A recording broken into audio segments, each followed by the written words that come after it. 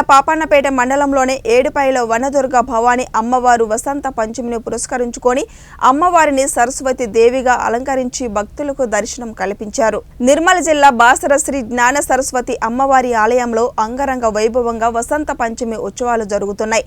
వసంత పంచమి మూల నక్షత్రం సందర్భంగా ఏకుజామునే 2:30 గంటల నుంచి గణిత పూజ, అష్టోత్తర పూజ అనంతరం ప్రాతకాలం 3 గంటల నుండి అక్షర శ్రీకార పూజలను వైదిక బృందం ప్రారంభించారు.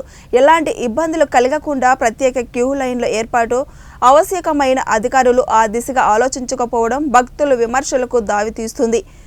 విఐపి ప్రత్యేకమైన లైన్ పేరుతో ఏర్పాటు చేసిన క్యూ లైన్లో అక్రమంగా భక్తులు మార్కెట్లో దూరడంతో కాంప్లెక్స్ అయితే నిండిపోయింది. సాధారణ భక్తులు 2 కిలోమీటర్ల మేర దర్శనానికి వేచి చూస్తున్నారు.